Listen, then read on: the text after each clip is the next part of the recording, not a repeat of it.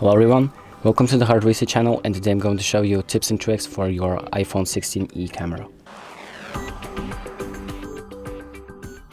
So the first thing I'm going to show you is the live photo option.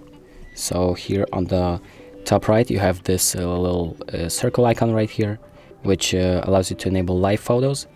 What it basically does is, for example, if I take a photo and now I have this photo and I hold on it, you can see that it plays a little video with the photo included in it, and that's basically what the live photo is. And the next thing I want to show you is the same with the live photos.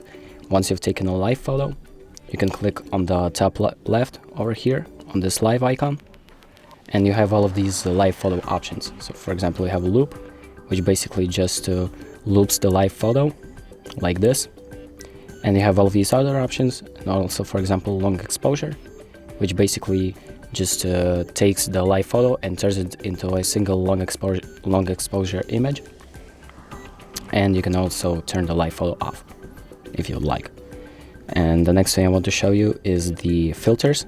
So for example, once you're in your photo app, once you press on the arrow on the top right here and click on this on these little squares on the bottom, you have the filters option. So you can change the look of your photo to whichever one you want, and you can also customize the photo yourself.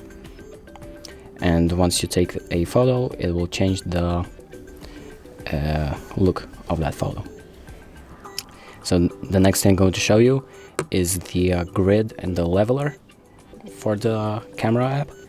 So to enable those options, you're going to go to the settings, then scroll down to camera, click on camera, and then under composition you can find the grid and level options.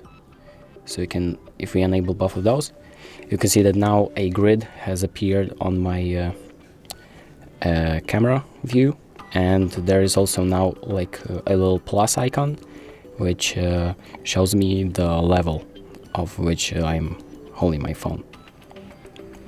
So if you align it like this, your phone is being held like at a correct angle.